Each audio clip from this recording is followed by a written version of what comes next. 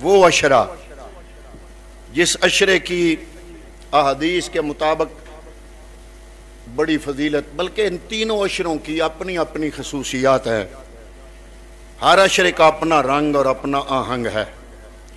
حضرت سلمان فارسی روایت کرتے ہیں کہ رسول اللہ صلی اللہ علیہ وسلم نے ارشاد فرمایا، هو شهر اولہ رحمت، یہ وہ مہینہ ہے جس کے پہلے 10 دن رحمت، واوسط مغفرت، درمیان والے مغفرت، وآخرہ عتق من النار، اور آخری عشرہ جہنم سے آزادی کا ہے۔ شعب الایمان حدیث کا نمبر ہے 3336۔ یوں تو پورا مہینہ ہی عظمتوں اور رفتوں کا مالک ہے، لیکن رمضان المبارک کے آخری عشرے کے فضائل بہت زیادہ ہے۔ اسی عشرے میں بہت زیادہ خیر اور اجر پنہاں ہے۔ یہی وجہ ہے کہ آخری عشرے میں نبی اکرم و اجمل صلی اللہ علیہ وسلم کی عبادت و ریاضت اور حضور کی شب بیداریاں اور ذکر و فکر بہت بڑھ جایا کرتے تھے، جیسا کہ سیدہ عائشہ صدیقہ رضی اللہ تعالیٰ عنہ بیان کرتی ہیں کہ کان رسول اللہ یجتہد فی العشر الاواخر ما لا یجتہد فی غیرہ۔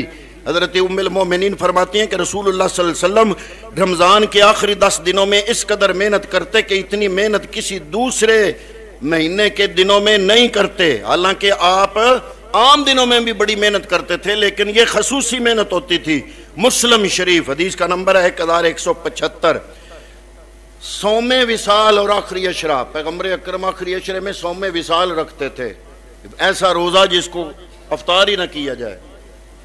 جی یہ آخری عشرے میں حضور نبی کریم سر انجام دیا کرتے تھے۔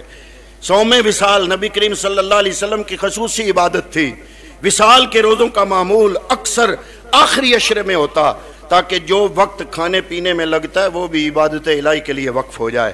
علماء کرام رمضان المبارک میں آپ کی عبادت کی کیفیت بیان کرتے ہوئے لکھتے ہیں، حتیٰ انہو لا یواصل فیہ احیانا لیوفر ساعات لیلہ و نہارہ علی العبادات، حتیٰ کہ بعض اوقات وصال کا روزہ رکھ لیتے تاکہ دن رات کی ہر گھڑی کو عبادت الہی کے لیے وقف کیا جا سکے۔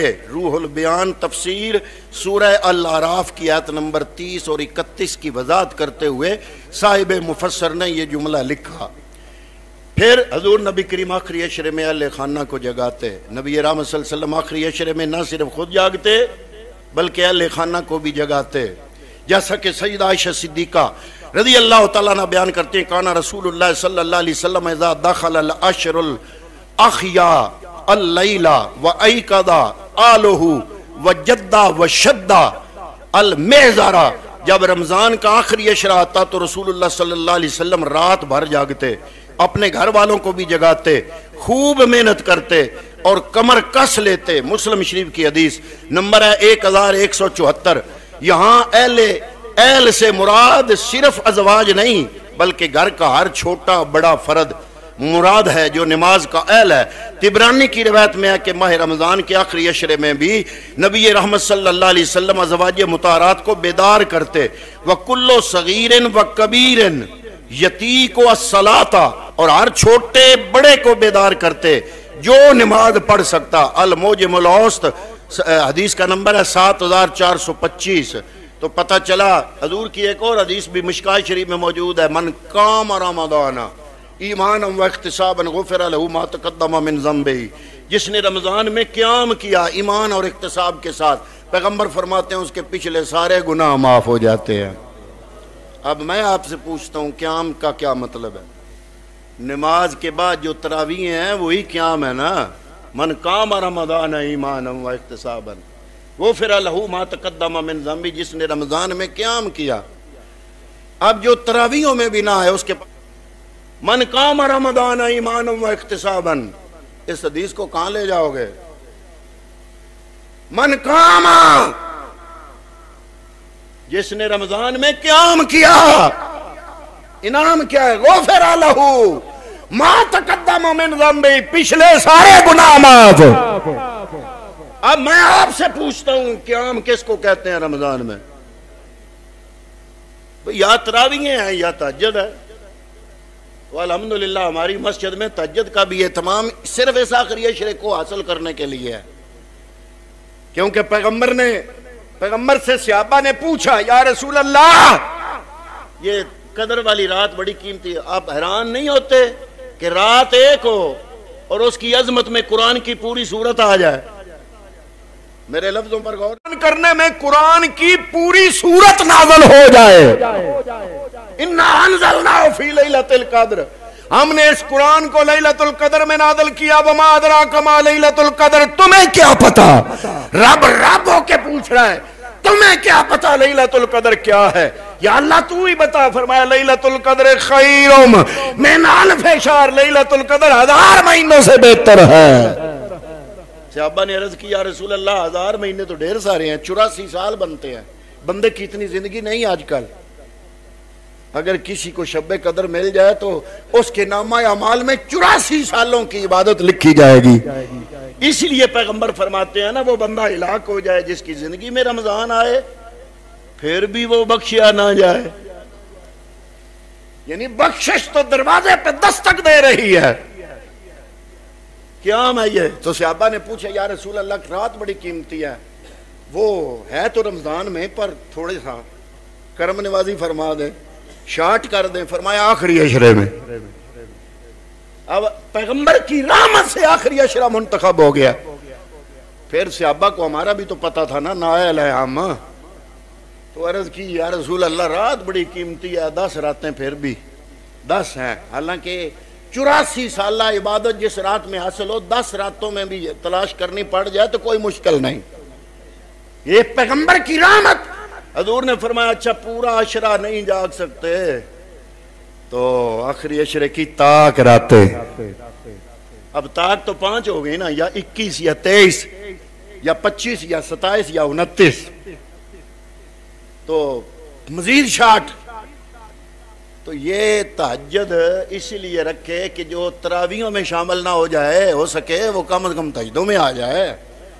2 قرآن پاک کے ختم اس مسجد میں، تاکہ ہم جو ہے وہ شب قدر کسی نہ کسی طریقے سے حاصل کر سکیں. اور یہ اسی لیے پیغمبر اکرم آخری عشرے کا اعتکاف بھی بیٹھا کرتے تھے کہ وہ تاک راتیں رہ نہ جائیں، اور وہ رات جو 84 سالہ عبادت کی حامل ہے وہ رات رہ نہ جائے. وہ حاصل کرنے کے لیے بھی پیغمبر اکرم زندگی کے ہر سال اعتکاف بیٹھے. ہر سال جو بندہ اعتکاف بیٹھتا ہے اس کو 2 عمروں کا ثواب عطا ہوتا ہے. عمرہ ادا کرنا اگر چاہتے ہیں آپ تو اعتکاف بیٹھے مسجد میں. کہ حضور نبی کریم صلی اللہ علیہ وآلہ وسلم نے فرمایا رحم اللہ رجلان، اللہ رحم کرے اس بندے پر، قام من اللیل، جو رات کو اٹھا، فصلی، نماز پڑھی. تو فرمایا فصلی، نماز پڑھے، وَأَيْقَظَ امرأتہ، اپنی بیوی کو اٹھائے. اے ہن حدیث ہو پئی ہوندی ہے. فَإِنْ أَبَتْ، اگر وہ کرے انکار، نَادَخَ فِي وَجْهِهَا الْمَاءَ، پانی کے چھنٹے اس کے چہرے پر مارے اور اس کو جگائے. حضور دعا دے رہے اللہ اس بندے پر رحم کرے. رحم اللہ امراتن، اللہ اس عورت پر بھی رحم کرے. قامت من اللیل، جو رات کو اٹھے قیام کرے، فصلت، نماز پڑھے، وَأَيْقَظَتْ، خود جاگے، وَزَوْجَهَا، اپنے زوج خامند کو بھی جگائے. فَإِنْ أَبَا، اگر خامند نیند کی وجہ سے انکار کر دے، نَادَخَتْ فِي وَجْهِهِ الْمَاءَ، پانی کے چھٹے اس کے چہرے پر مارے. اللہ اس عورت پر بھی رحم کرے. اب آپ سوچ رہے ہوں گے کہ آج کے دور میں آج کا مرد اپنی بیوی پر پانی کا چھٹا مارے، حالات اونجی رہنے جی. گویا اس حدیث سے یہ بھی پتا چلا کہ یہ جو پیار کی گھر کی لڑائیاں ہوتی ہیں یہ برداشت کرنی چاہیے. یہ پیغمبر نے سنت سے ثابت کر دی.